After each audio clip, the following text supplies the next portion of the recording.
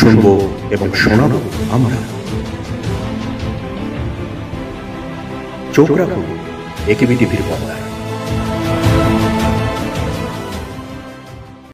নমস্কার দর্শক বন্ধুরা, আপনারা রয়েছেন একেবি টক শোতে। বরাবরের মতো উল্লেখযোগ্য বিষয় এবং উল্লেখযোগ্য ব্যক্তিত্বদের নিয়ে আমাদের এই টক শো অনুষ্ঠান একেবি টক। আমরা এখানে নানা বিষয়ে আলাপচারিতায় থাকি, আমাদের সঙ্গে থাকেন সম্মানিত অতিথিরা। আজ একেবি টিভির যে লাইফ রয়েছে সেই লাইফের আজকে একটি গর্বের দিন। এই গর্বের দিনটা আমি আপনাদের সঙ্গে শেয়ার করতে খুব আগ্রহী। আজকের এমন একটা দিন, আমাদের আমন্ত্রণে এমন একজন আমাদের স্টুডিওতে এসছেন, সকলেই চেনেন। রাজ্যের সংস্কৃতির যে ইতিহাস আছে সেই ইতিহাসে একটি জ্বলজ্বল করা নাম। বর্তমানে অবশ্যই ত্রিপুরা বিধানসভার মাননীয় অধ্যক্ষ এবং বিধায়ক শ্রী বিশ্ববন্ধু সেন মহাশয়। স্যার, আপনাকে আমাদের একেবি টিভিতে স্বাগত জানাচ্ছি। নমস্কার। নমস্কার সবাইকে। আমি পরিচয় পর্বটা আগে সেরে নিলাম। আর আজকের যে বিষয়টি রয়েছে সেই বিষয়টি অত্যন্ত একটি জনপ্রিয় বিষয় এবং একদা কোনো এক সময় এই বিষয়টি এতটাই জনপ্রিয়তায় ছিল যেখানে অবসর বিনোদন বলুন, আনন্দ বলুন, সব কিছুই এটাই ছিল। বিষয়টি হলো যাত্রাপালা। এই যে যাত্রাপালা যে বিষয়টি, সেই বিষয়ে কিন্তু শ্রী বিশ্ববন্ধু সেন মহাশয় একটি উজ্জ্বল নক্ষত্র আমরা বলতেই পারি, রাজ্যের ইতিহাস তাই বলে। স্যার, এই যে যাত্রাপালা, আমরা যদি আজকে একাল সেকাল নিয়ে কথা বলি, আপনি যদি এই অনুষ্ঠানের শুরুতেই যদি একটু সেকালের স্মৃতিটা একটু তুলে ধরেন আমাদের দর্শক বন্ধুদের সঙ্গে। প্রথমে আমি আপনাদেরকে বলি, আপনি আমাকে যেভাবে সেলিব্রিটি হিসাবে এস্টাবলিশ করছেন, আমি কিন্তু সেরকম সেলিব্রিটি না। আমি একজন সাধারণ মানুষ। খেয়ালবশত আগে যাত্রা করতাম। স্কুল লাইফে নাটক করেছি প্রচুর, কলেজ লাইফে নাটক করেছি প্রচুর। পরবর্তীকালে যাত্রায় চলে গেলাম। যাত্রা উন্মাদনাটা বেশি। সেকালের যাত্রা হচ্ছে দুর্গাপূজার পরেই, যখন কুয়াশা অল্প শিশির যেটাকে বলে দেখা যায়, তখন থেকেই বইটির খোঁজা শুরু হলো। তা আলোচনা হয় ঐতিহাসিক না সামাজিক না ধর্মীয়। তো ঠিক আছে, একটা বই ঠিক হয়। তারপরে হচ্ছে গিয়ে আর্টিস্টে জোগাড় করা, যারা অভিনয় করবে। টাফ, কারণ যাত্রায় মিনিমাম 3 থেকে 4 জন মহিলা লাগে। এরপরে ইচ্ছায় প্রচেষ্টায় হয়ে যায়, শুরু হয় রিহার্সেল। তো রিহার্সেলে তো আমরা তো ছিল যে নন প্রফেশনাল যাত্রা, তো নন প্রফেশনাল টিম, এখানে তো পয়সা দেওয়া হতো না কাউকে। তাই আজকে রামবাবু আসেন তো কালকে শ্যামবাবু আসেন, পরশু দিনে তো হরিবাবু আসেন না 3 দিন ধরে, এবারে মধুবাবু আসেন না। কোনো দিন তো দেখা গেল কোনো একজন রাধা দিদিমণি কিংবা সীতা দিদিমণি এলেন তো এলেন না, আবার উনি আবার হঠাৎ করে শুনলাম বিয়ে ঠিক হয়ে গেল। এই যে একটা মানে 1.5, 2, 2.5 মাস যে চলে যে প্রক্রিয়াটা, এটা খুব মানে বুক দুরু তারপরে হয়ে যায়, ম্যানেজ হয়ে যায়। বিয়েটাও হয়ে গেলে নতুন আমরা পাত্রী খুঁজে আনি, মানে মানে পাত্রী মিনস অভিনেত্রী। এরপরে যারা বাজনা বাজাবে, এর মধ্যে অনেক সময় খবর এলো আমাদের কাছে যে ক্ল্যারিয়নের যে বাজায়, করিমগঞ্জে বাজায় ক্ল্যারিয়নের খুব ভালো, খোঁজ তার কাছে কি খোঁজ, আবার করিমগঞ্জ থেকে আনা হলো, আবার তার থেকে ধর্মনগর থেকে যে যিনি করবেন এতদিন করতেন তিনি আবার গোসা এতদিন আমি চালিয়ে দিলাম, থাকো দুজনেই। এই করতে করতে সব নন প্রফেশনাল সিস্টেমে চলছে। তারপরে এক সময়টা মঞ্চে দাঁড়ায়। আমরা যখন করতাম তখন 2 দিন এটাকে আমরা স্টেজ রিহার্সেল করতাম বাজনা সহ। ততদিনে শীত এসে গেছে, একসঙ্গে বসে গামলার মধ্যে বসে মুড়ি চানাচুর খাওয়া, একটা কেটলির মধ্যে স্টোভ এনে চাটা করা, এই যে একটা পারস্পরিক সম্পর্ক। এবং একজন প্রম্পটার থাকবেন, কিন্তু আমরা চেষ্টা করতাম প্রম্পটার থাকবেন কিন্তু যেন প্রম্পটিংয়ের কোনো সাহায্য নিতে না হয়। 2-2.5 মাস ধরে চলল। কালক্রমে দেখুন, এখানে বললে অস্বীকার করা লাভ নেই, প্রয়াত অনিল সরকার বাবু উনি একটা ধারা তৈরি করে গেলেন যে প্রথম দিলেন যাত্রা কম্পিটিশন, মহকুমা ভিত্তিক যাত্রা করে যে দল প্রথম স্থান অধিকার করবে তারা আসবে ধর্মনগর, আগরতলায়। আগরতলা বইমেলার সময় যাত্রা কম্পিটিশন হতো, বিশাল উন্মাদনা। তারপরে এগুলো ধর্মনগর থেকে যাত্রা করে লড়াই করে ফার্স্ট হয়ে আগরতলায় আসা, এখানে এসে এগুলো কম্পিটিশন করা, এটাই ছিল তখন আমাদের একমাত্র বিনোদন। স্যার, এই মহকুমা ভিত্তিক আগে হতো, তারপরে যে মূল অনুষ্ঠানটি আগরতলায় হতো। আগরতলা হতো। অনিলবাবু রাজনৈতিক জীবনে এক ভাবধারার ছিলেন, আমি রাজনৈতিক জীবনে এক ভাবধারা, কিন্তু ওনার প্রতি একদম 100% শ্রদ্ধা জানিয়ে বলছি, প্রয়াত অনিলবাবুকে এই উন্মাদনাটা উনি সৃষ্টি করে দিয়ে গেছেন। হঠাৎ দেখলাম কী হবে, যুদ্ধবিরোধী একাঙ্ক নাটক। যুদ্ধবিরোধী একাঙ্ক নাটক কই পাবো, নিজে লেখা শুরু করলাম। যুদ্ধকাল, যুদ্ধ আজ, এরকম আরও অনেক। লোকাল স্ক্রিপ্টের গুরুত্ব দেওয়া হতো বেশি, তথ্য সংস্কৃতি দপ্তরকে তখন কাজে লাগানো হতো। সেইভাবে আমরা বই লেখা শুরু করলাম। যাত্রা প্র্যাকটিক্যালি ভৈরবনাথ গঙ্গোপাধ্যায়, ব্রজেন্দ্র কুমার দে, আরও 2-3 জন প্রথিতযশা লেখক ছিলেন, ওনাদের বইটি মিলে আমরা পাঞ্চিং করে কখনো কখনো ঐতিহাসিক পালা, কখনো কখনো ধর্মীয় পালা, কখনো কখনো সামাজিক পালা করতাম। টাফ কম্পিটিশন হতো, এবং বললে আজকালকার যুগের মানুষরা বিশ্বাস করবেন না যে 80-র দশকে ধর্মনগরে 3-4টে দল ছিল যারা আমরা কম্পিটিশনে যেতাম। কম্পিটিশনের পরে যাত্রা দেখার জন্য টিকিট ব্ল্যাক হয়েছে, এবং দর্শকের অনুরোধে আউট অফ কম্পিটিশন, হল ছোট, 550 আসনের হল, একটি যাত্রা বললাম বিকেলবেলা 4:30টার সময়, 5টার সময় শুরু হয়েছে, 7:30, 7:45 শেষ। আবার ডাবল শো করতে হয়েছে, শুধু আমাদের দলকে না, এখানে বেশ কয়েকটা দল ছিল, সব দলকে মিলে বেশ একটা বিশাল উচ্চতা চলে গিয়েছিল। উচ্চারণ, তার মুভমেন্ট, অঙ্গভঙ্গি, পোশাক আশাক, এর মধ্যে কত স্মৃতি যে জড়িত আছে আর কি, মানে ভালো স্মৃতি, কষ্টের স্মৃতি। তো সেগুলোকে যখন রোমন্থন করলে কষ্ট হয়। মানে কষ্টের স্মৃতি বলতে কি জানেন, যাত্রা কম্পিটিশন আমরা করছি দেবী সুলতানা, ভৈরবনাথ গঙ্গোপাধ্যায়ের লেখা। তো ওটা মানে হাজিমুল্লাহ শরফ যে হয়েছে আসেন না, টাইম কিন্তু 6টায় শুরু হবে, মানে উনি আসেন না, 5:15, 5:30, 5:35। আমরা মানে হতভম্ব হয়ে গেলাম, তখন তো মোবাইল ছিল না, কন্ট্যাক্ট করার কোনো উপায় নেই। একটা ছেলেকে আমরা কয়জন বলছি তোকে করতে হবে, বলে আমি কেমনে করবো, তুই রিহার্সাল দেখছো ডেলি, চলবো। হঠাৎ দেখি 5:40 উনি এলেন। আমরা সবাই খুব মানে রাগ করে উত্তেজিত হয়ে 2-4 মিনিট খুব ওনাকে বকাঝকা করলাম। উনি গেলে বলছেন ধৈর্য ধরুন, আমি সব ঠিক করে দেবো। নিজে পেন্টে বসলেন, তারপরে যিনি পেইন্ট করতেন উনি সব মিলে তৈরি হয়ে গেল। যখন শেষ হলো যাত্রাটা, উনি দেখছি এক কোণে বসে চুপচাপ মাথার নুয়ে এরকম কাঁদছেন বসে বসে। তো আমরা ভাবলাম যে আমরা যে গালমন্দ করেছি সেভাবে অপমানিত হয়েছে। তার জন্য জিজ্ঞেস করলো কী হয়েছে আপনার? কিছু না, আমি তো সবসময় সময় আসি। উনি চাকরি করতেন রেলে, তো ওনার মানে আত্মীয়-স্বজন থাকতেন ইয়াতে, তিলভূম নামে একটা স্টেশন আছে, ধর্মনগর, নদিয়াপুর, চুরাইবাড়ি, এরপরে তিলভূম। ওখানে ওনার ছোট বোনটা আজকে মারা গেছে। সেখানে গিয়ে দাহ করে তারপরে এলেন। তখনকার দিনে এত বাইক ছিল না, ওই সময় ট্রেনও ছিল না, গাড়ির অপেক্ষা করতে করতে দেরি হয়ে গেল, বাইসাইকেল নিয়ে চলে এলেন। তবু এলেন তো। এরপরে আমরা সব ক্ষমা টমা চাইলাম, খুব মাই ডিয়ার ম্যান ছিলেন। পরবর্তী সময় দেখুন, ওই যে দুঃখের কথাটা কোনটা, একটা চিঠি পেলাম পোস্টকার্ডে, আমাকে লেগেছেন বিশ্বদা, আমি মুম্বাইয়ের জশলোক হাসপাতালে চিকিৎসাধীন আছি, আমি হয়তো বেশি দিন বাঁচব না, আমার কিডনির প্রবলেম। আমার মৃত্যুর পরে আমার স্ত্রী আর আমার ছেলেটাকে আপনি দেখবেন। হ্যাঁ, তো মারা গেল। পরে খবর পেলাম, তারপরে ওই তখনকার দিনে তো আমরা আজকের স্ট্যাটাসে নেই, যেটুকু ছিলাম রেলওয়ে ইউনিয়নের সঙ্গে দেখা করলাম, রেল ইউনিয়নের মাধ্যমে ভদ্রমহিলা চাকরি পেলেন। বৌদির সঙ্গে যোগাযোগ রেখেছিলাম। বৌদি বলতো তুমি আমার ছেলেটারা দেখবা।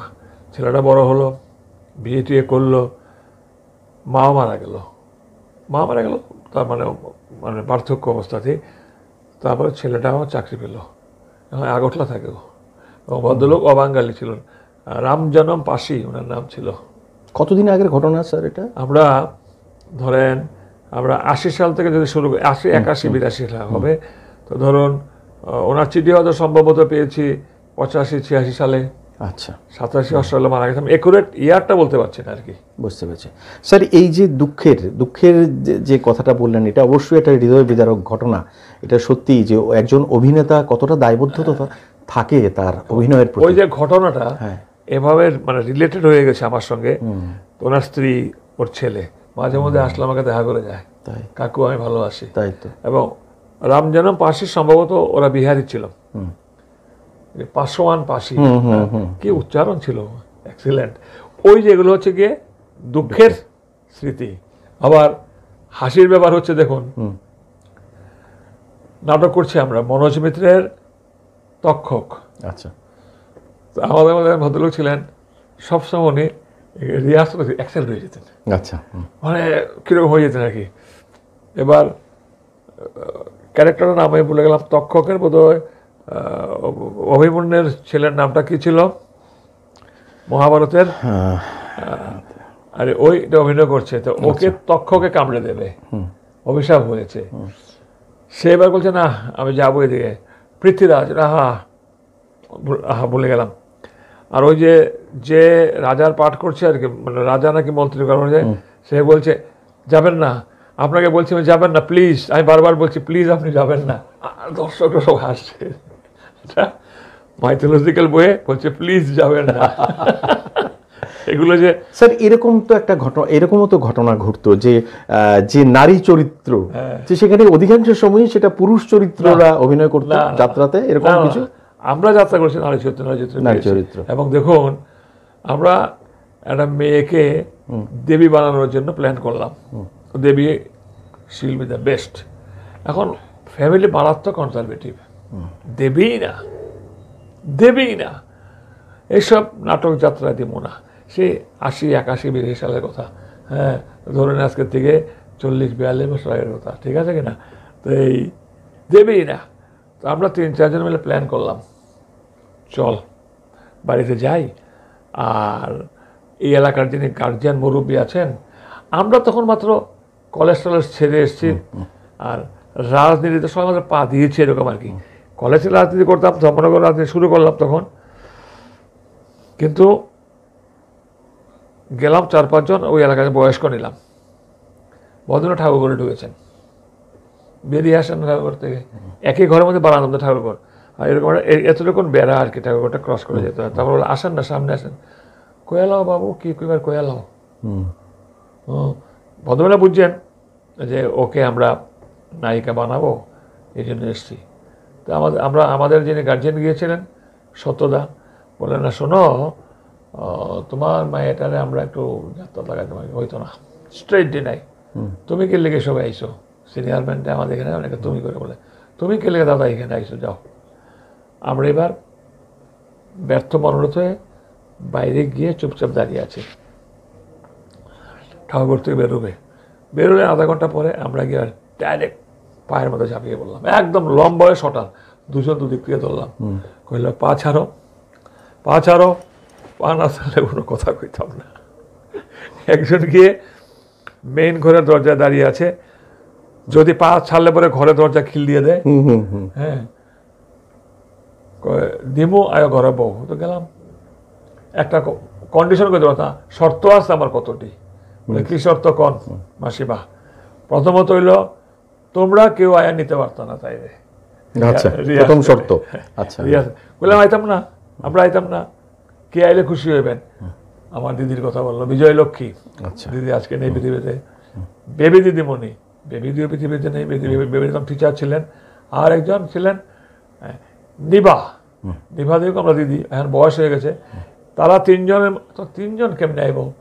2 জন করে আইব না এক রিক্সায়।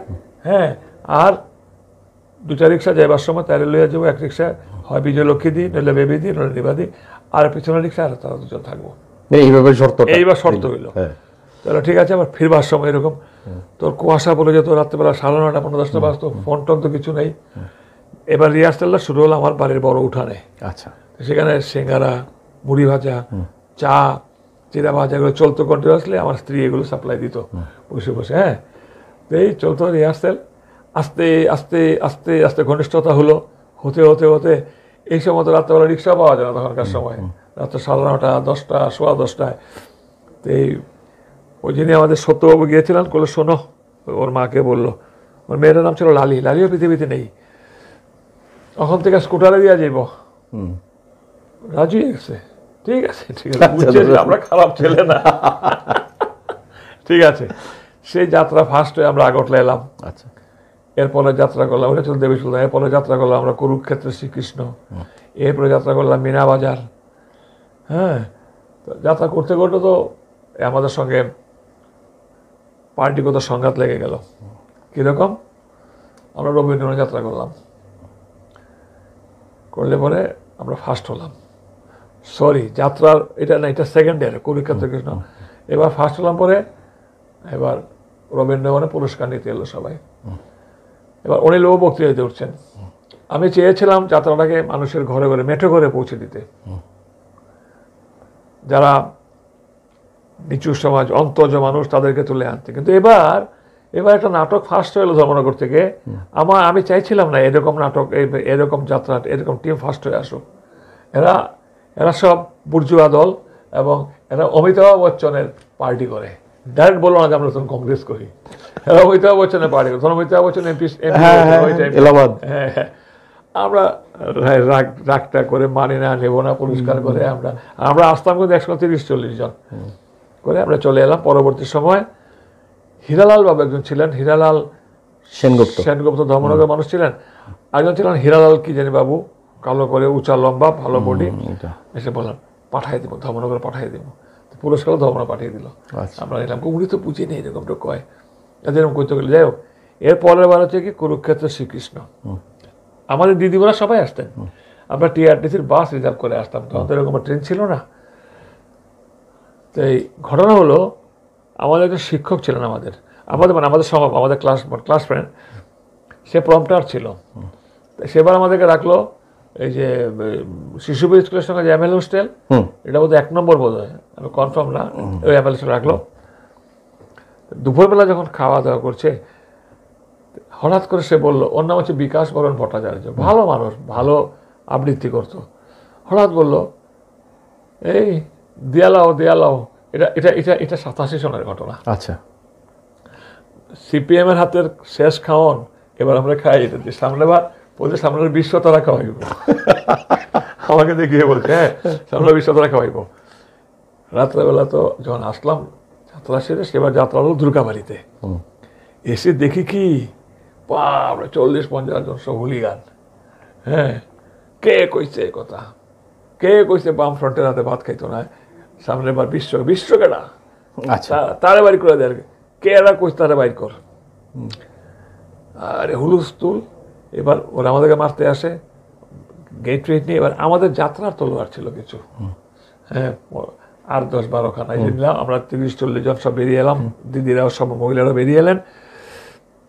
পাশের কোয়ার্টারে ছিলেন দিদিদের স্পিকার অমরেন্দ্র শর্মা বাবু। আচ্ছা, অমরেন্দ্র বাবু আজকে পৃথিবীতে নেই। ধর্মনগরবাসী সবাইকে চিনতেন, আমাকে ভালোবাসতেন। উনি বেরিয়ে এলেন, ধুতিটাকে লুঙ্গির মতন পরে, গায়ে একটা চাদর জড়িয়ে। কি হয়েছে এখানে? স্যার দেখেন না, এই ব্যাপার। আমি অমরেন্দ্র ডাইরেক্ট ছাত্র না বলে ওনাকে স্যার ডাকতাম, উনি হেডমাস্টার ছিলেন। এই কি হয়েছে, তোমরা কি করবা? যাও বাড়ি যাও। অমরেন্দ্র এসে দাঁড়ানোতে শান্তি প্রতিষ্ঠা হলো, সব যার যার বাড়িতে চলে গেল। নাহলে একটা হুলস্থুল একটা মারামারি লাগলেই ওই পক্ষে আহত হতো। পরের দিন পুলিশ সিকিউরিটি দিয়ে আমাদেরকে তেলিয়া মোড়ে পর্যন্ত বাড়ালো, গাড়ি টাড়ি দিয়ে আর কি। তো এই হলো গিয়ে তখনকার দিনের যাত্রা। এটার মধ্যেও কিন্তু একটা মানে আত্মিক ব্যাপার রয়েছে, একে অপরের মধ্যে। দেখুন, এই যে বলছেন যে ঝামেলা বলছেন, কত সহজে এই যে মান্যতাটুকু সবকিছুই একটা সব ফুটে ওঠে না সেইখানে। এবং আমাদের দলের যে অনেকে ছিল কিন্তু লেফট মাইন্ডের। কিন্তু দেখুন আপনারা অভিনয় করেছেন দুটো দুই লটে, সেখানে তো কোনো রকম নেই। এর মধ্যে আরো কত ঘটনা, মজাদার ঘটনা। দামছড়ার একটা ছেলে যাত্রার সময় এসে সিজনে দেখা করে যেত, কাকু রিহার্সাল হইতেছে নি বলে হইতেছে, তো মাঝে মাঝে খবর নিত। ফোন তো ছিল না, আমরা ধর্মনগর কবে কম্পিটিশন করব, আগরতলা কবে যাব, 2-3 দিন আগে সে ধর্মনগর চলে আসতো। ওর নাম ছিল পিন্টু। এসে খালি আমাকে মানে ড্রেসটা খুলে দেওয়া, ড্রেসটা পরে দেওয়া, শরীর ঘেমে যেত, আবার ফটাফট ড্রেসটা চেঞ্জ করা এরকম বলতো। সে ঠিক যাত্রা 3-4 দিন আগে চলে আসতো। এমনি একটা ঘটনা, তো এই আগরতলায় আমার যে এরপরে যে ড্রেসটা পরবো সেটা সে আনতে লেট করলো। তারপরে তারা চর মারলো, বেটা কই থাকস খালি বান্দরামিত, আবার ঠিকঠাক করে দিলে পরে আমাদের যে রানী হয়েছিল মেয়েটা, কি আমার খেয়াল নাই, ওকে বলছে তুই তাতে আমার ধরে দিস না, টিপ টিপ লাগাস না। হ্যাঁ, ও বলছে, ছেলেরা বলছে রাজার আদেশ ছাড়া আমি কারোর কাজ করি না। মেয়েটা বলছে এই লিগে তো রাজা চর খাইছ। আবার এটি কিন্তু অভিনয় চলাকালীন পোশাক পাল্টানো হচ্ছে, এগুলো সব কইছে সত হইলো রাজায় মারছে, রাজা রাতে চর খাইছি, তোমরা রাজা খাও না। ঠিক ঠিক ঠিক। এই যে মানে এটা একটা গর্বের বিষয়, ওর গর্বের। এই যে সিনারিও গুলো, যে টুকটাক কথোপকথন গুলো, কিংবা ধরুন অভিনয় করতে করতে একজন অসুস্থ হয়ে গেল রাত্রেবেলা 12:30-1টা নাগাদ, এই আগরতলায় তখন এই শীতের মধ্যে বেরিয়ে ওষুধ খোঁজা, ডাক্তারের কাছে নিয়ে যাওয়া, জীবিত নিয়ে যাওয়া, এই যে সম্পর্ক, মারাত্মক গভীরতা, অভূতপূর্ব গভীরতা, অভূতপূর্ব ডিপনেস। স্যার এই যে এই সময়টাতে এসে আমরা কি এই সম্পর্কটাকেই মিস করছি স্যার, এই যে প্রযুক্তির যুগে এসে? না, মিস করছি না কেন, যারা রিহার্সেল দেয়, আজকে যাত্রা হয়তো নাই, অলমোস্ট একদম গ্রামে গঞ্জে হয় এখনো। এবার যেমন যাত্রা উৎসব হবে ধর্মনগরে, এটা কিন্তু আমাদের মাননীয় চিফ মিনিস্টার প্রফেসর ডক্টর মানিক সাহাজি বলেছে যাত্রা উৎসব ধর্মনগরে করতে হবে। আচ্ছা, ধর্মনগর হচ্ছে 29 জানুয়ারি থেকে যাত্রা উৎসব শুরু হবে, এবং চিফ মিনিস্টার সাহেব উদ্বোধন করবেন। কিংবা এই যে রাজ্যভিত্তিক নাটক হচ্ছে, এখন চলছে, হ্যাঁ, এই যে রিহার্সেল যারা দেয়, অধিকাংশ টিমই কিন্তু নন প্রফেশনাল। রিহার্সেল যারা দেয়, যারা দূর থেকে আসে, তাদেরকে পৌঁছে দেওয়া হয়, তাদের মধ্যে যে রিহার্সেলের সময় যে সম্পর্কটা গড়ে ওঠে, এক্সিলেন্ট। এখানে প্রযুক্তি হ্যাম্পার করতে পারে না। প্রযুক্তি হেল্প পাবে তাড়াতাড়ি আয় রিহার্সেলে, কিংবা বাড়ির দিকে পৌঁছে আমার ফোন করিস, দাদা পুচ্ছেন নি বাড়িতে। হ্যাঁ ঠিক, ওটা ওটা ওটা প্রযুক্তির, এটা প্রযুক্তি। আমরা সময় কি হতো, স্কুটার ছিল সবার জন্য, নীলমণি আমার, 2-3 নায়িকা পাঠানো হতো একটা স্কুটার দিয়ে, আবার দাঁড়িয়ে থাকতাম। লাস্ট ম্যান যখন যেত, বাড়ি ছিল হাফলং, ধর্মনগর থেকে হাফলং 3 কিলোমিটার 3.5 কিলোমিটার ডিস্টেন্স, সে আসা পর্যন্ত, পৌঁছে দিয়ে আসা পর্যন্ত কিন্তু আমরা দাঁড়িয়ে থাকতাম। এখনো হয়তো সবাই, এখন হয়তো স্কুটার গাড়ি আছে অনেকের, সবাই এই ম্যানেজ হয়ে যায়। কিন্তু ওই যে রিহার্সালের সময়, অভিনয়ের সময় পারস্পরিক যে স্টেজে ভুল হবেই, স্টেজে ভুল হবে, কিন্তু রিহার্সালের স্যার ডিসিপ্লিনটা কিন্তু সাংঘাতিক, এটা সাংঘাতিক। স্টেজে ভুল হলে, এটা আমার ভুল হলে কিন্তু আপনি ধরিয়ে দিচ্ছেন, দর্শক বুঝতে পারছে না। হ্যাঁ, কিংবা আমার আপনার ভুল হচ্ছে, একজন ধরিয়ে দিচ্ছেন, এটা হচ্ছে কি টিমের যে বন্ডিংটা, রিলেশনের বন্ডিং, এবং এগুলো সারা জীবন মনে থাকে। স্যার এই আমরা নাটকটাকে আমরা কতটা তরুণ প্রজন্মের কাছে পৌঁছে দেব, এটা আমরা একটা ছোট্ট বিরতির পর আসবো স্যার, আমরা এই বিষয়ে কথা বলবো। দর্শক বন্ধুরা, আমাদের শোটি একটি বিশেষ শো, বিশেষ আলাপচারিতার অনুষ্ঠান, আপনারা আশা করি আমাদের মতোই উপভোগ করছেন। আমরা ছোট্ট একটা বিরতি নিয়ে নিচ্ছি, ফিরে আসছি শিগগিরই।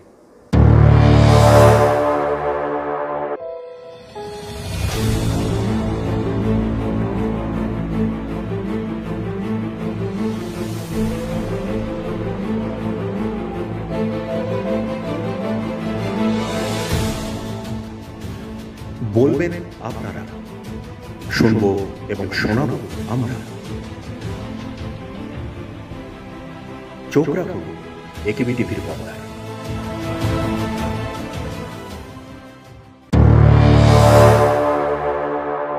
ফিরে এলাম বিরতির পর, আপনাদের সবাইকে আবার স্বাগত জানাচ্ছি একেবি টকে। আজকে একেবি টকে একটি উল্লেখযোগ্য বিষয় নিয়ে আমরা কথা বলছি, এবং আমাদের সঙ্গে রয়েছেন রাজ্যের একজন উল্লেখযোগ্য ব্যক্তিত্ব। আমরা কথা বলছি যাত্রাপালা নিয়ে। আমাদের মধ্যে উপস্থিত রয়েছেন একদা জনপ্রিয় একজন যাত্রা পরিচালক বলবো, যাত্রাতে অভিনয় করতেন এবং বর্তমানে তিনি মাননীয় অধ্যক্ষ ত্রিপুরা বিধানসভা এবং বিধায়ক শ্রী বিশ্ববন্ধু সেন মহাশয়। স্যার, আমরা বিরতির আগে যে কথাটা বলতে যাচ্ছিলাম যে বর্তমানে যুগটা যদি আমরা মোবাইলের যুগটা আমরা ধরে নিই, সেই মোবাইলে আমরা যতটা রিল করতে পছন্দ করি, রিল মানে ছোট ছোট আপনি দেখেছেন স্যার, সেইখানে যাত্রাপালাতে আপনি যে বিষয়গুলি বললেন যে যাত্রাপালাতে এই ধরনের বিষয়গুলিকে নির্বাচন করা হতো, রামায়ণ, মহাভারত, বিদ্যাপতি, এনাদেরকে আমরা তুলে ধরতাম। সেখানে সামাজিক একটা মেসেজ থাকতো খুব সুন্দর, এবং একটা যাত্রাপালা তো একটা ওপেন জায়গাতে হতো, একটা ওপেন জায়গাতে হতো, কিন্তু সেখানে কিন্তু পিন ড্রপ সাইলেন্সে কিন্তু সেটাকে উপভোগ করতো। স্যার, কোথাও কি এই নতুন প্রজন্ম এই রিল বলুন, মোবাইলের যুগ থেকে যে যাত্রাপালার যে গভীরতাটা, এই অর্থটুকু থেকে দূরে সরে যাচ্ছে? সরে গেছে। যাত্রা অনেকে বোঝেই না, জানেই না, ছেড়ে দিন যাত্রা। নাটক কজন দর্শক হয় যারা নাটক করেন, নাটক ভালোবাসেন, নাটক না করে যারা ভালোবাসেন, আমার মনে হয় 400-500 বেশি মানুষ হবে না। আমি জানি না এখন হলে কেমন মানুষ হচ্ছে, আমি জানি না। আমি আমি আমি সত্যি কথা বলি, যখন আমি ধর্মনগর বিভিন্ন জায়গায় যাই আমার কেন্দ্রের ভিতরে, বিকেলবেলা যখন আমি বিবিএস স্কুলের মাঠটাকে ক্রস করি, আমি ড্রাইভার সাহেবকে বলি আস্তে চালাও, ডান দিকে তাকিয়ে দেখি মাঠে গার্জিয়ান এবং খেলোয়াড় কোচ মিলে 100 হবে না, 100 হবেই না। আর তার মানে যদি এই শহরের মধ্যে অন্ততপক্ষে 10,000 ছেলে মেয়ে আছে, শুধু শহরটার ভিতরে বললাম, 100 কি আসে না, নাটক করে না, যাত্রা তো দূরে থাক, আবৃত্তি করতে পারে না। এগুলো কিছু কিছু কালচারাল টিমের মধ্যে আছে। ছোট ছোট ছেলেমেয়েদেরকে মা বাবা লেখাপড়ার বাইরে চেষ্টা করেন, তারপরে যখন ছেলে মেয়েগুলো ক্লাস 8-9 উঠে তাদেরকে নিয়ে চলে যান পড়াশোনার লাইনে। হ্যাঁ, সুতরাং তৈরি হচ্ছে না। আর রিল যে করে, এটার মধ্যে সমাজের কাছে কি মেসেজ? কোনো মেসেজ তো থাকছে না, যে সে নিজে কি আরাম পাচ্ছে। যদি একটু ভালগারিজম থাকে, হ্যাঁ, এটাকে he or she is enjoying. কদিনের জন্য, একটা অল্প একটু সময়ের জন্য, দিন তো নয়, তাহলে চলে গেল, আবার নতুন একটা আসছে, হ্যাঁ, নিজেরাও তো বানাতে পারে না। তাহলে মানে আমরা ওই সময় দেখেছি কিন্তু, শুনুন আপনাকে বলি, যে আমরা আর্টিস্ট খোঁজার রিহার্সাল দিলাম, আজকে যারা দিনে যারা নাটক করছেন, এদের তো টিমের মধ্যে বন্ডিংটা আসে। একটা স্কুল ক্লাস 1 একটা ছেলেকে ভর্তি করালেন, একটা মেয়েকে ভর্তি করালেন, সে ক্লাস 1, 2, 3, 5 হয়ে যখনই দেখবেন তার মা বাবা এই ছেলেটাকে মেয়েটাকে অন্য কোনো স্কুলে নিয়ে যায়, কদিনের জন্য মন খারাপ থাকে, বলে আমি যাবো না স্কুলে, আমার এইখানে রাখো। এই ছেলেটাও বলে, ওই ছেলেটাও বলে। আর যাই হোক, 6 থেকে আবার এখানে গেলে ডিটাচ হয়ে যাচ্ছে, আবার যখন নতুন করে তৈরি হচ্ছে 6, 7, 8, 9, 10, 11, 12 ওই পর্যন্ত তাদের সঙ্গে সহাবস্থানে। কেন তখন পরবর্তী মনটা খারাপ হয় যে 5-7 বছর একসঙ্গে কাটালাম, এবং তখন কিন্তু এরা মাটির ডেলা। আজকাল তো 9-10 উঠলে ম্যাচিউরড হয়ে যায়, সবাই দেখেন মোবাইল। আসলে ওটা ভার্চুয়ালি একটা ওয়ার্ল্ড স্যার, এই যে সামনাসামনি দেখা সাক্ষাৎ অপূর্ব সেটা। হ্যাঁ, তাদের তারপরেও আমাদের সময় যেটা কেন আমার চেঞ্জ হয়ে গেল জানি না। কারোর বাড়িতে কেউ অসুস্থ হলে আমরা যেতাম ওই সময়, আপনারা গেছেন নিশ্চয়ই স্যার। কারোর বাড়িতে কোনো ছেলে মেয়ের মা বাবা মারা গেলে সে যখন স্কুলে আসেনি, কেমন আমরা খবর পেতে গেছি, আপনারা গেছেন, অনেকে গেছেন। তাই এখনকার ছেলেমেয়েরা যায়, আমি জানা যেতে পারে হয়তো, কিন্তু মনে হয় খুব কম। কারণ সোশিয়াল অ্যাক্টিভিটিজের মধ্যে ওরা নেই। খেলাধুলা যারা থাকে তাদের মধ্যে বন্ডিং হয়, ফুটবল প্লেয়ার হোক, ক্রিকেট প্লেয়ার হোক, যে কোনো খেলায় তাদের মধ্যে বন্ডিং। একটা সমষ্টি সমষ্টিগতভাবে খেলা, সমষ্টিগতভাবে আপনার সাংস্কৃতিক অনুষ্ঠান, সাংস্কৃতিক ইনভলভমেন্টটাও জরুরি স্যার। তখনই কি আপনার মেন্টাল সেটেলমেন্ট, মেন্টালি ক্লোজ হয়, একের বিপদে একের সাহায্য করে। খেলাধুলা উত্তেজিত হয়ে যায়, উত্তেজিত হলে তো সবাই ওর পক্ষ হয়ে আসে, আবার কিছু কিছু সরিয়ে দিতে চায়। এটা তো ইনভলভমেন্ট না হলে হবে না। এখন তো ইনভলভমেন্টটা সেলফ ইনভলভমেন্ট। আমি, তুমি ও সে, তাই বাড়ির মধ্যেও দেখবেন মানে এ ঘরে ও ঘরেও আমরা কেউ মোবাইল নিয়ে হ্যাঁ, বসে আছে, মোবাইল কেউ নিয়ে, টিভি নিয়ে বসে আছে। সন্ধ্যাবেলায় গেলে আমি বুঝি টিভিও দেখে না স্যার, টিভিও দেখেন না না স্যার, মা বাবারা, না স্যার, টিভিটাও কিন্তু কমে মোবাইল, গেছে স্যার। মোবাইল। মোবাইলটা এখন তো টোটাল গোটাটাই চলে এসছে মোবাইলে স্যার। টিভি রেডিও যে একটা প্রচার মাধ্যমের অন্যতম মাধ্যম, এটার থেকে বেরিয়ে গেছে। তাহলে ওটা তো আমার হাতে, কন্ট্রোলিংটা আমার হাতে, কন্ট্রোলিংটা আমার টিভির কন্ট্রোলিংটা আমার হাতে না, না, তাই যা চালাবে তা দেখতে হবে। আমার কন্ট্রোল অপশন আছে আর কি স্যার এখানে আমার। ভালো, খুব রেয়ার। এবং এটার ক্ষতিকর দিকটা আমি বলি, মানসিক ক্ষতির চেয়ে বড় হচ্ছে শারীরিক ক্ষতি, চোখ, এবং he or she is inviting tremendous spondylitis. আপনার মোবাইলটা কালে দেবেন আমাকে একটু? নিশ্চয়ই স্যার। দেখুন, যখনই কেউ, আমার লাগবে না, কেউ সার্ভ করে মিক্সার, এই যে ঘাটটা নুয়ে, হ্যাঁ, নইতে within 3-4-5 years সিভিয়ারলি স্পন্ডেলাইটিস এখানে হয়, এসব জায়গায় হবে, মেরুদণ্ডে হবে, আবার চোখ তো যাচ্ছেই, ঠিক। আর্টিফিশিয়াল লাইট, আমি নিজে পড়েছি আর্টিকেল।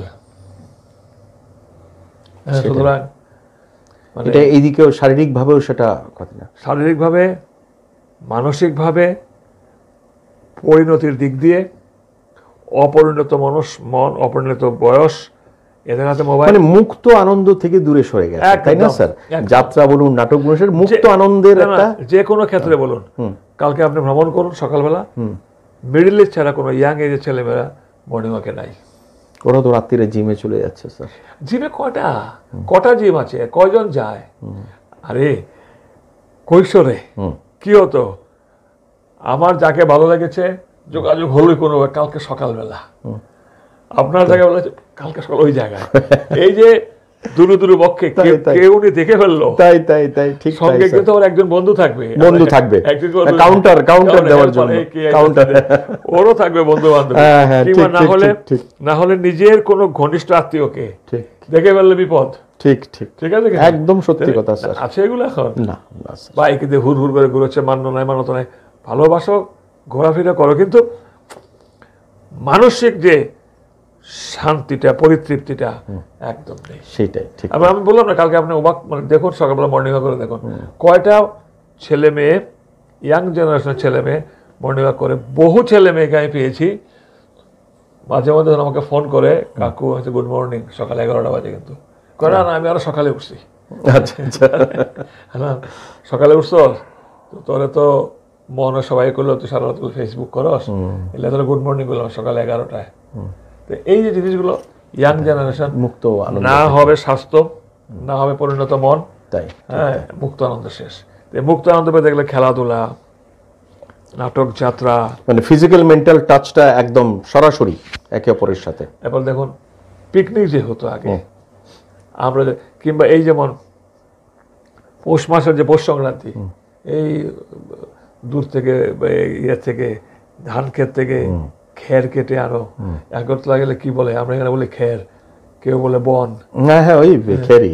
আচ্ছা, এগুলো জমা করো, আমরা আমাদের বুড়ি ঘর বানানো, আমাদের এখানে বলে, কেউ বলে বেড়াবেড়ি, কেউ বলে মেরামেরি, ঘর বানাও, ঠিক আছে কিনা? এটার একটা আলাদা আনন্দ। রাত্রেবেলা পিকনিক করো, এবং পিকনিক করতে গিয়ে, মানে আজকে তো বলতে অসুবিধা নাই, আমার সিনিয়র যারা মাফ করবে, যারা দেখছেন, তুই আনবি ম্যাশ, আচ্ছা, হ্যাঁ, ও আচ্ছা, কারণ তুই আনবি সিগারেট, কারণ আমার বাবারে চিনে, সিগারেট খেতে বাড়ির খবর যে বুগিয়া, ঠিক আছে কিনা?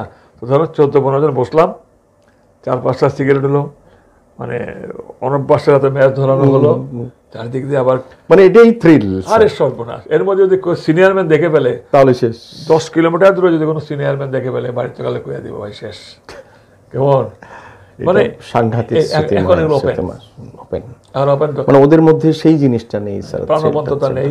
কেমন এই যে রবি ঠাকুর বলেছে না, প্রাণ হরিয়ে তৃষা হরিয়ে, ওরে আরো দাও প্রাণ। হ্যাঁ, কোথায় প্রাণ এখন? আর্টিফিশিয়াল। স্যার আমরা যদি যাত্রাতে ফিরে এসে আবার আরেকটা কথা বলি, যে তৎকালীন সময়ে যে যাত্রা আমরা দেখতাম, স্যার আপনি মোটামুটি খুব সম্ভবত ওনার নাম কি ননীগোপাল ছিল স্যার, কি সব থেকে বেশি যে ফেমাস ছিল?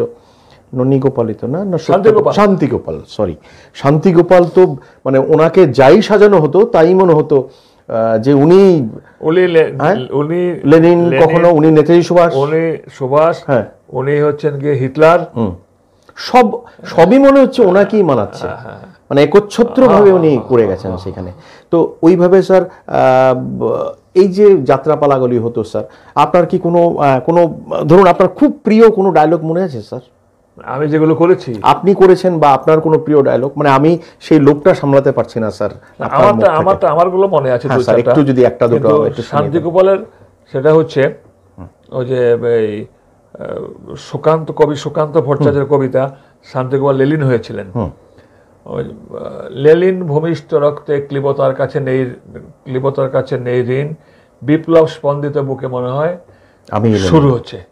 হ্যাঁ, লেলিন শুরু হচ্ছে বই, আমরা সব দেখছি বসে, চারিদিক থেকে মিউজিক যাত্রা, মিউজিক কে উন্মাদনা মিউজিকের।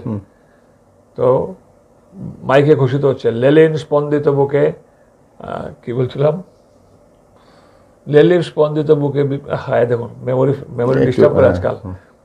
লাস্টে হচ্ছে বিপ্লব স্পন্দিত বুকে মনে হয়, ছাপ করো লাইট জ্বলো, আমি লেলিন।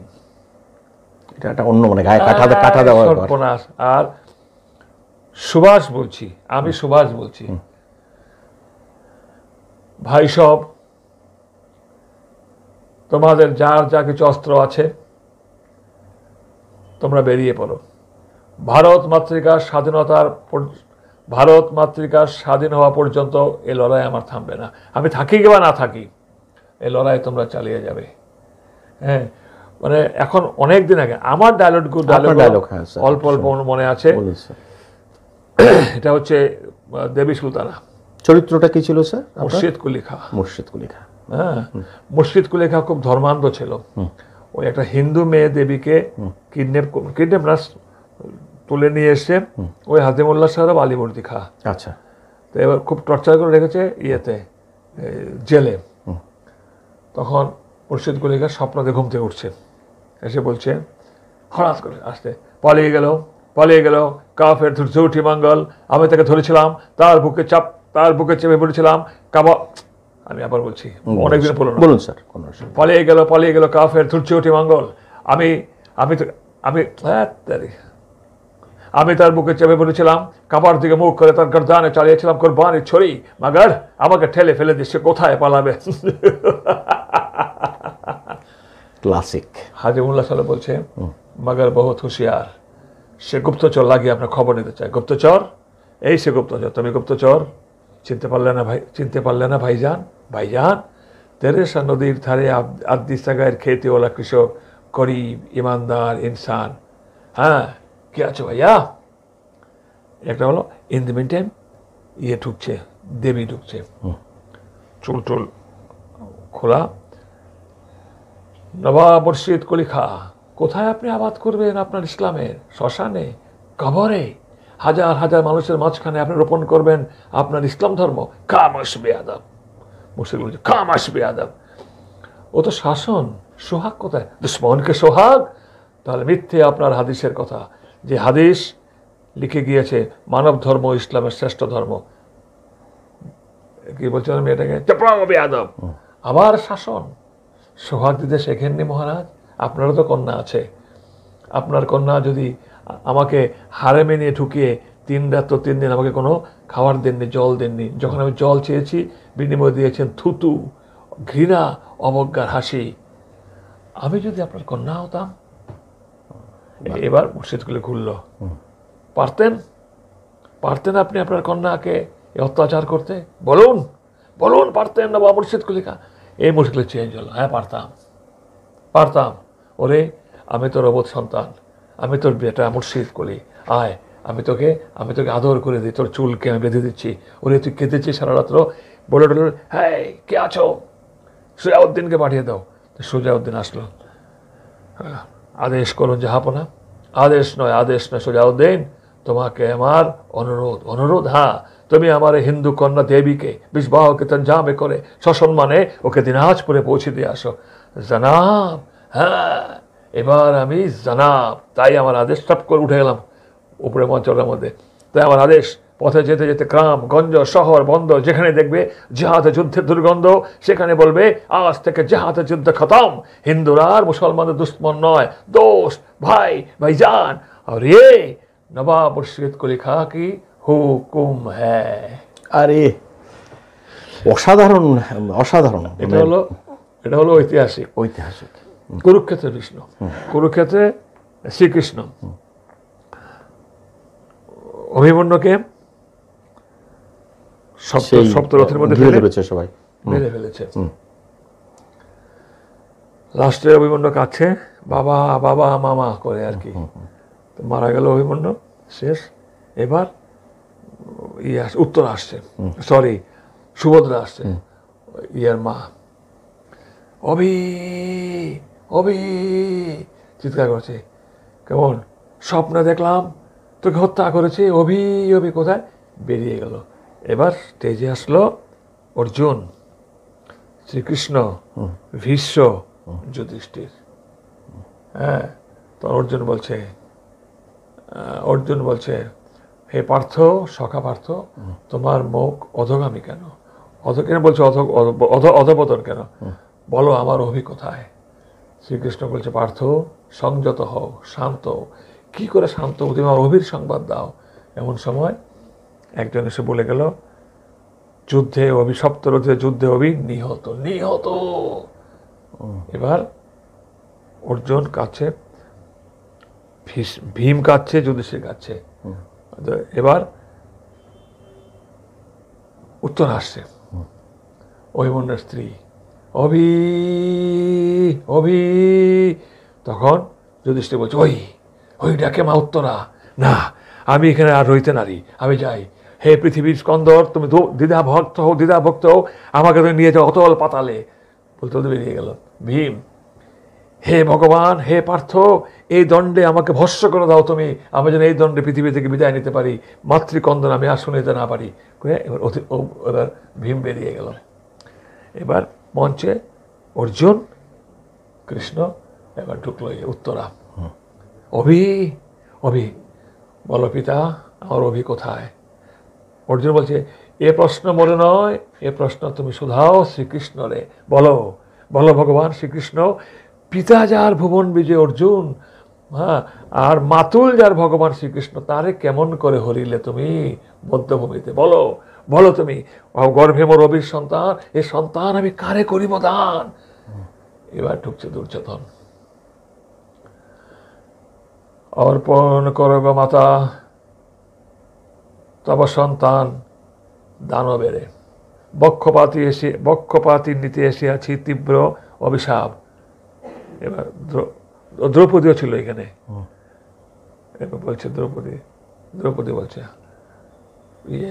মহাপাপী দুর্যোধন কৌরব শিবিরে। হ্যাঁ, আজ আমি মহাপাপী, তাই নত শিরে নত মস্তকে আমি আসিয়াছি ভিক্ষা চাহিতে আমার মার কাছে, কি নাম বললাম, উত্তরার কাছে। এবার দুর্যোধন টার্নিং নিয়ে বসলো উত্তরার সামনে। মা গো, এ জীবনে এ শির কখনো কবু কারো কাছে করি নাই নত, জীবনে প্রথম এ শির করি নত, ভিক্ষা চাইতেছি তব কাছে, যে সন্তান আসিছে তোমার গর্বে তাহা দান করো এই পিতারে। হ্যাঁ, অভিশাপ দাও মাতা, এই দণ্ড যেন হুস্য হয়ে যায়। আমি খুব নিচু গলায় বলছি আর কি। এবার দ্রৌপদী বলছে, উত্তরা বলছে মাতা নাহি দিতে কবু অভিশাপ, মাতা নাহি দিতে জানে কবু অভিশাপ, ভঞ্জ তুমি নিজ কর্মফল। এবার বলে বেরিয়ে গেল। হ্যাঁ, শ্রীকৃষ্ণ বলছে দুর্যোধন বন্ধ করো তো অভিনয়। অভিনয়? আমি অভিনেতা? সমস্ত জগৎকে তুমি অভিনয় করে ঘুরিয়ে দিলে হে কৃষ্ণ পার্থ, না হে কৃষ্ণ পার্থের সখা তুমি, তোমার সমস্ত বিচার বুদ্ধি সব ঢলি গেল পার্থের দিকে। আমি অসহায়, আমি কি তোমার পেতে পারিনি একটু কৃপা? তুই বলছো মোরে অভিনয়, জানো নাকি অভিনয় সেরা তুমি। হ্যাঁ, এরপরে আমাকে একটা খেয়াল নাই কি জানে, তখন দুর্যোধনের কাছে বসে বসে আর দ্রৌপদী বেরোচ্ছে। মা দ্রৌপদী, করিয়াছি লাঞ্ছনা তোমায়, সুযোগ যখন আসিয়াছে ক্ষমা করো মোরে। হ্যাঁ, বলছে না তোমার ক্ষমা নেই বলে বেরিয়ে গেল। এই আস্তে আস্তে আস্তে পর্দা উঠছে আর কি, কাঁদছে মানুষ। এই যে স্যার পজ ছাড়া যে এই যে মানে পজ ছাড়া অভিনয়গুলো, একটা ডায়লগ কন্টিনিউয়াস যাচ্ছে, কিন্তু এই ডায়লগের মধ্যে এতটাই আত্মিক ব্যাপার রয়েছে, প্রত্যেককে ছুঁয়ে যাচ্ছে, প্রত্যেকে ইমোশনাল হয়ে যাচ্ছে। আপনি যে বললেন মানে শুধুমাত্র অভিনেতা বা মানে ইয়েরা কাঁদছে না, পুরো দর্শক। আমরা যখন এখানে করলাম দুর্গাবাড়িতে, এরপরে তো শেষ হয়ে গেল ওপেন স্টেজ, লাইট যখন জ্বলে উঠলো না, সবাই চোখ মুছছে বসে বসে। কতটা ইনভলভমেন্ট স্যার। ওই যে অভিমন্যু মারা গেল ওই সময় থেকে আর কি, কিংবা যে ভীম কাঁদে, যুধিষ্ঠির কাঁদে, সবাই কাঁদছে, অর্জুন কাঁদে। আর ওই যে যখন উত্তরা এলো, এর আগে কিন্তু উত্তরা অভিমন্যুর অনেক সিন আছে, হ্যাঁ, ইনভলভমেন্ট হতে হতে ওই জায়গাতে এলো। রাত জেগে মানুষ এইভাবে অনুভবের সঙ্গে কাটাতো, হ্যাঁ, কি সাংঘাতিক স্যার। স্যার আমরা অনুষ্ঠানের শেষ পর্যায়ে এসে আমি এই যে যাত্রাপালার যে একটি সুবর্ণকাল ছিল, সেসব দিন অত্যন্ত স্মৃতিময়, আমরাও দেখেছি অনেক দূরে দূরে হতো, সেখানে রাতভর হতো সেটা। এই কালটাকে ফিরিয়ে নেওয়ার বিষয়ে মানে আপনার ইয়ে কি বলে যে বর্তমান যারা সরকার রয়েছেন, যারা শাসনে রয়েছেন, তারা কতটা যত্নশীল, কতটা এগিয়ে দিতে চাইছে? আন্তরিক আন্তরিক আমাদের মুখ্যমন্ত্রী আন্তরিকের জন্য বলছিলাম, যাত্রাপালাটা ধর্মনগরে বলছেন, ধর্মনগরে এবারে যে যাত্রা উৎসবটা ধর্মনগরে টোটাল 12টা টিম হয়েছে। বাহ। এবং সব মানে 12টি স্কুটিনি করে দক্ষিণ ত্রিপুরা থেকে, অনুগুটি থেকে, উত্তর ত্রিপুরা থেকে, সদর থেকে, সব ত্রিপুরার ভেতরেই স্ক্রিপ্ট জমা দিয়েছেন। আচ্ছা, স্ক্রিপ্ট স্টাডি হয়েছে। এটা কি প্রতিযোগিতা স্যার না মানে যাত্রা উৎসব? উৎসব। তো এখন স্ক্রিপ্টের থেকে এখানে কমিটি করে দেওয়া হয়েছে, আমাদের এখানে মানুষ, আগরতলা মানুষ, অফিসিয়াল স্টাফ সহ বই সিলেকশন হয়েছে। বাহ। তারপরে এখন যারা প্রতি টিমকে 50,000 করে দেওয়া হচ্ছে। এটা তো আরো ভালো, এটা আমাদের চিফ মিনিস্টার সাহেবকে ধন্যবাদ জানাতে হয়। নিশ্চয়ই নিশ্চয়ই। প্রত্যেকটা টিমকে 50,000, নাটকে বোধ 25 করে দেওয়া হচ্ছে, 20কে 25 করে এক নাটকের টিমকে। এই ফিনান্সিয়াল এইডটা পেলে, এই যে হেল্পটুকু পেলে যাত্রাপালা মানে সুবর্ণ কালটা সবসময় থাকবে স্যার, এটা নিশ্চিত। ওইটা আপনাকে বলেছিলাম না যে গোল্ডেন মেমোরি। হ্যাঁ, আমরা যখন কুরুক্ষেত্র শ্রীকৃষ্ণ করি, আজকে সে নেই, দুলাল চক্রবর্তী ভেটেনারিতে চাকরি করতো। তা আমরা বলেছি সবাই কিন্তু পৌরাণিক বই তো, সবাই কিন্তু শাড়ি আনবে, যার যার ড্রেস বানাবে। আমরা ড্রেস বানাতে প্রচুর খরচা লাগতো তখন। তো ওকে যখন শাড়িটা পরানো হচ্ছে, ও ছিল যুধিষ্ঠির, শাড়িটাকে পরিয়ে যখন, যে মহাভারত দেখেছেন তো কিরকম ওরকম পরে যখন টান দিল আর কি, সেটা ছিঁড়ে গেল।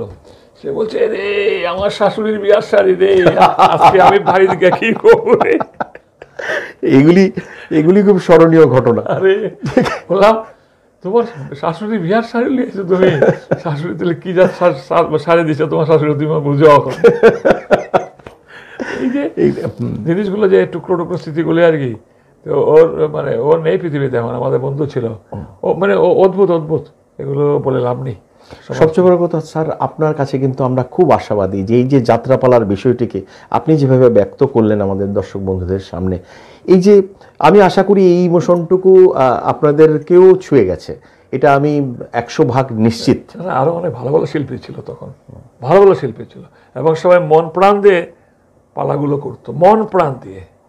এখানে একজন ছিলেন জয়ন্তী দিদিমণি, বয়স হয়ে গেছেন আমার মতে হয়তো, করিয়ে আপনার কমলপুরে ছিল একজন তরুণ চক্রবর্তী ভদ্রলোক, দারুণ দারুণ করতেন। তারপর অনেক ছিল, নাটকে পেয়েছি আপনার, যাত্রাতে পেয়েছি আপনার খোয়াইয়ের একজন বিভু ভট্টাচার্য বাবু, হ্যাঁ, তারপরে নাটকে পেয়েছি সঞ্জয় কর, তারপরে কৈলাসের একজন রতীশ বাবু, রতীশ হালদার নাকি জানেন আপনার, রতীশ কি জানি রিসেন্টলি উনি প্রয়াত হয়েছেন। তারপরে বিলোনিয়া ছিল ভালো নাটক যাত্রা, উদয়পুরও ছিল। একটা সময় এগুলো খুব বিশাল ভালোভাবে উঠেছিল সারা ত্রিপুরা রাজ্যে। নটি বিনোদিনী একটা কিন্তু খুব সাংঘাতিক বিখ্যাত একটা যাত্রাপালা ছিল না স্যার? মানে এটা এই যে যাত্রাপালায় স্যার, মানে একটা জিনিস, মানে এটা আমাকে খুব ছুঁয়ে গেছে। আমরা যাত্রাপালায় আমরা সবসময় দেখেছি এমন বিষয়কে বাছাই করা হতো যে বিষয়ে সামাজিক মেসেজ আছে এবং সেটা পজিটিভ, সাংঘাতিক, তাই না স্যার? সাংঘাতিক পজিটিভ জিনিসটা যাত্রাপালার মধ্যে থাকতোই, মানে আলটিমেটলি শেষে কিন্তু মানে নেতিবাচক সরে গিয়ে ইতিবাচক বিষয়টা তো আপনার নটি বিনোদন টোটালটাই পজিটিভ, ইতিবাচক। ঠিক। রামকৃষ্ণ ঠাকুর ওই সময় দেখুন বাংলায় কোনো মেয়েরা আসতো না, মানে শ্রেণী ছাড়া। তখন নটিবিনোদন দেখতে গেলেন স্টার থিয়েটারে রামকৃষ্ণ ঠাকুর। গিরিশ ঘোষ একজন প্রতিষ্ঠিত নাট্যকার, কিন্তু উনিও সারাদিন মানে নেশাগ্রস্ত থাকতেন, লিখতেন। নাটকে উনি যে গান লিখেছেন, তখন রামকৃষ্ণ ঠাকুর বলছেন, এ গিরিশ, হৃদে, ওনার ভাগ্নে, হৃদে ওই গানটাতে আবার গান আরে। কোন গানটা? ওই যে গানটা, মন চলো নিজে নিকেতন, কোন একটা গান বললো স্বামী বিবেকানন্দ। আরে না, এটা না, আর একটা গান, যাত্রার একটা গান। আচ্ছা, হ্যাঁ। গিরিশ বলছে, আরে এই গান তো এখন আমার খাতার মধ্যে লেখা আছে, তুমি জানলে কিভাবে? রামকৃষ্ণ হাসছে। তখন বলছে, ও যখন রামকৃষ্ণ ঠাকুরকে ইনভাইট করলো যাত্রায় যেতে, নাটকে যেতে, রামকৃষ্ণ ঠাকুর এসছেন সঙ্গে ভাগ্নারি দেখে নিয়ে, আমরা নাটকে জানলাম এগুলো। তো বলছে, ডাক গিরিশকে ডাকতে গেল আরেকজন লোক, বললো পয়সা না দিলে এই ঠাকুর ভণ্ড কাজকে ঢুকতে দেবো না। এবার হৃদয়কে অপমান বোধ করছে, তোমাকে বলেছিলাম না মামা আসতে না, এর মদ মাতাল এগুলোর কাছে তুমি কেন আসো? ডাক না গিরিশকে, ডাক না। গিরিশ আসলো, এ গিরিশ তোর আমন্ত্রণতে এলাম রে, কেমন পয়সা লাগবে, পয়সা ছাড়া তোকে ঢুকতে দেবো না। কত লাগবে রে? 1 টাকা। আমার কাছে কোনো পয়সাই নেই, আমি কোথেকে দেবো? রামকৃষ্ণ কালো করছিল, দে না রে হৃদয়, দে না। বললাম তোমাকে চলো এখান থেকে, মদ মাতাল বেবুসি টেবুসি তুমি আসো, ছাড়াও এগুলোকে। আরে না, আমি না আসলে তো তোর ওই যে মেয়েটাকে, গিরিশটাকে তো সমাজে বর্জন করে রেখেছে রে, তো দে না পয়সা দে না। এবার ওর কাছে ছিল হৃদয় কাছে 6 আনা, আরো অনেকে মিলে ঢেলে 16 আনা দিল। আচ্ছা, এবার রামকৃষ্ণ ঠাকুর দিচ্ছে, হ্যাঁ গিরিশ ধর, 1 আনা, 2 আনা, 5 আনা, 8 আনা, 10 আনা, হবে না 16 আনা তোমাকে দিতেই হবে। বলে আবার দিল, বলে নে ধর, তোকে আমি 16 আনাই দিলাম। এবার গিরিশ পায়া দিল রামকৃষ্ণের, তাই দাও গুরু, তুমি আমার 16 আনাই দাও, আমি যে মদ মাতাল বেবুসির বাড়িতে থাকি, আমার তো কিছু নেই, তুমি আমাকে উদ্ধার করো গুরু, তুমি আমাকে উদ্ধার করো। তখন রামকৃষ্ণ ঠাকুরের পায়ে বলছে, যা, তোকে আমি 16 আনাই দিলাম। এরপরে, আরে এ কি তুমি করলে গুরু আমার, এ কি তুমি করলে, এই সেই চৈতন্য হোক, তোর চৈতন্য। এবার গিরিশ এগুলো, আর যখন বিনোদিনী যখন ওখানে শ্রীকৃষ্ণের ভূমিকা করেছিলেন, করতে করতে সেন্সলেসে পড়ে গেলেন, রামকৃষ্ণকে ওঠ মা ওঠ। এবার তখন বিনোদিনীর কাছে, তুমি আমাকে স্পর্শ করলে ঠাকুর, লোকে যে আমার ঘৃণা করে, না রে না, তুই তো দেবী, তুই ওঠ মা। ওই রামকৃষ্ণ ঠাকুর বাংলার রঙ্গমঞ্চে এন্ট্রি দেওয়াচ্ছেন লোয়ার লেভেলের ছেলেদেরকে, মেয়েদেরকে। গিরিশ ঘোষ কিন্তু লোয়ার লেভেল না, জ্ঞানী পণ্ডিত ছিলেন। এরপর থেকেই বাংলার নাট্য জগতে রেনেসাঁসে চলে এলো। রামকৃষ্ণ ঠাকুর সমাজ পরিবর্তনের মেসেজটা দিলেন, যে এরা কিন্তু অচ্যুত নয়। হ্যাঁ, এই পরিবর্তন করে দিল বিভিন্ন। এই যে সমাজ পরিবর্তনে কিন্তু যাত্রাপালা নাটকের অনবদ্য ভূমিকা রয়েছে স্যার। ওই যে বললাম, ওই যে কুরুক্ষেত্র শ্রীকৃষ্ণ, সবাই জানে দুর্যোধন পাষণ্ড, এটা কাল্পনিক লিখেছেন, দুর্যোধন পাণ্ডব শিবিরে এসে। তখনকার দিনে তো যুদ্ধ শেষ, সবার সঙ্গে সবাই দেখা করতো। হ্যাঁ, যে গেল অভিমন্যুর যে পাঠটা, কিংবা যে উত্তরার যে, মানে আজকে এখানে উত্তর স্বামীকে মেরে ফেললো অভিমন্যুকে, প্রশ্নটা কি? পিতা যার ভুবন বিজয় অর্জুন, মাতুল যার শ্রীকৃষ্ণ ভগবান, তারে কিভাবে হরে নিলে তুমি? আচ্ছা, হ্যাঁ, এই যে মেসেজ, যে ভগবানের ভাগ্নে হইল, সর্বশক্তিমানের ছেলে হইল, কপালে তোমার যা লেখা তা হবেই। এটা একটা এই মেসেজটা, মেসেজ তোমার সর্বশক্তিমান হলো, তোমাকে পরাস্ত করা, এটা অন্যায্যভাবে পরাস্ত করেছে, কিন্তু পরবর্তী সময় তার শাস্তি হয়েছে, ঠিক আছে। ওই জায়গাতে ওই মেসেজ মুর্শিদ কুলিখা, যে হিন্দুর আর মুসলমানের দুশ্মন নয়, আজ থেকে দোস্ত, ভাই ভাইজান। আবার আরেকটা মেসেজ, কেমন? তো এবার যখন এটা গল্পটা হচ্ছে, দেবীকে যখন পাঠালো ইয়েতে, বাবার বাড়িতে দিনাজপুরে, এবার পুরোহিতের কথায় না, যেই নারী মুসলমানের বাড়িতে 1 রাত না 2-3 রাত থেকেছে, সে হিন্দু সমাজে অচল, উচ্ছেদ। এবার দেবীকে কেউ অ্যাকসেপ্ট করে না, না বাবা, না মা, না ওর বৌদি। যখন দেবী বিদায় নিচ্ছে, সবাইকে প্রণাম করে যাচ্ছে, তখন মহারাজকে গিয়ে বলছে সুজাউদ্দিন, মহারাজ একবার বিবেচনা করুন না, একবার বিবেচনা করুন না। ওই মহারাজা বলছে সুজাউদ্দিনকে, সুজাউদ্দিন হিন্দু সমাজের তুমি কতটুকু জানো? তখন সুজাউদ্দিন বলছে, হিন্দু সমাজের আমি কিছুই জানি না, তো যে পিতা কন্যাকে পরিত্যাগ করতে পারে সেই সমাজকে কিন্তু আমি আজকে চিনে গেলাম। হ্যাঁ, চলো বহিন, যে সম্মান নিয়ে তোমাকে এসেছিলাম আমি দিনাজপুর রোজেদে, সে সম্মান নিয়ে চলো, তোমাকে পুনর্বার নিয়ে যাই মুর্শিদাবাদে। হ্যাঁ, তো এই যে মেসেজগুলো, এরা মুসলমান ছেলে তাকে দেবী বলে আবার ফিরিয়ে নিয়ে যাচ্ছে। আবার এন্টার বইটার মধ্যে মুশকিলকুলের আত্মদহন, আমার জন্য একটা হিন্দু মেয়ের আজকে এই দশা, যুদ্ধ হয়ে গেল দিনাজপুরের সঙ্গে, বললো দেবী তোকে আমি এখানে আমি সম্রাজ্ঞী বলে ঘোষণা করে গেলাম, দেবী সুইসাইড করলো। হ্যাঁ, আমার মা নাই, বাবা নাই, বৌদি নাই, কেউ নাই, ঠিক আছে কিনা? তো এইগুলো আসলে, তারপরে যেমন ধরুন আপনার মা মাটি মানুষ, ক্লাসিক্যাল বই, বড় ভাই ছোট ভাই লালন করেছে, বড় ভাই ছিল একটু গেও টাইপ, গোয়ার টাইপ, ছোট ভাই চলে যাবে আরেকজনের মুক্তি পরামর্শে কলকাতা শহরে। এই যে বিভিন্ন রকম, মানে প্রত্যেকটার ভেতরেই একটা ইতিবাচক মেসেজ রয়েছে স্যার। স্যার অনুষ্ঠানের পাগল ঠাকুর, ঠিক ঠিক, গঙ্গার পুত্র ভীষ্ম, গঙ্গাপুত্র ভীষ্ম, মানে প্রত্যেকটার ভেতরে প্রত্যেকটাই সমাজ পরিবর্তনে যে কথাটা ব্যবহার করলেন আপনি। স্যার, আমরা অনুষ্ঠানের একদম শেষ পর্যায়ে এসে এই যে যাত্রাপালা, আপনি একজন এই যাত্রাপালাকে এগিয়ে নিয়ে যাওয়ার জন্য একজন অভিভাবক, আপনি সেই অভিভাবক হিসেবে আমরা যারা যাত্রাপ্রেমীরা রয়েছে বা ওপারে দর্শকদের মধ্যে যাত্রাপ্রেমীরা রয়েছে, তাদেরকে আমি বলবো যে স্যার ধর্মনগর যাত্রা উৎসবের আমন্ত্রণটা আপনি যদি একিবি টিভির মাধ্যমে আমি সবাইকে হাজির করে বলছি, আসুন ধর্মনগরে যাত্রাপ্রেমী হিসাবে আসুন, যাত্রার গেলাম দর্শক হিসেবে গেলাম, যাত্রাপ্রেমী হিসাবে আসুন। যদি মনে করুন থাকা খাওয়ার অসুবিধা আছে, আমাকে 2-3 আগে জানালে 2-4-5 জনকে আমি রেখে দিতে পারবো আমার অতিথি হিসাবে। এবং সবচেয়ে বড় কথা, আমরা বিভিন্ন দিক থেকে অনেক কিছু হারিয়ে ফেলেছি, হারিয়ে ফেলার পরিপ্রেক্ষিতে নতুন করে কিন্তু কোনো কিছু গঠন করে উঠতে পারছি না। যারা নতুন প্রজন্ম আসছে এদের কাছ থেকে কিন্তু প্রপার মেসেজটা পাচ্ছি না যে আমরা সমাজ গঠনে সহায়ক হতে পারি, মানব কল্যাণে অংশীদারিত্বে আমরা নিতে পারি। কিন্তু যুবক ভাই বোনদেরকে বলি, এগিয়ে আসো ভাই, এগিয়ে আসো। ঠিক ঠিক।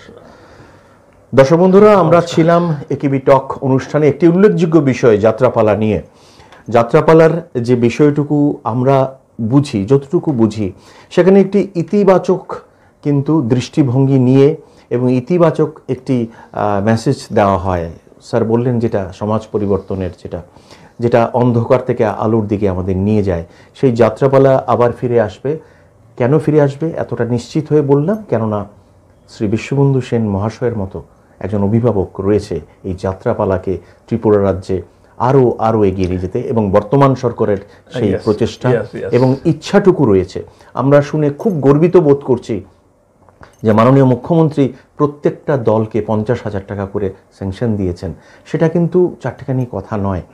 এইভাবে অনুপ্রেরণায় থাকবে লোকসংস্কৃতি, লোকনাট্যধারা।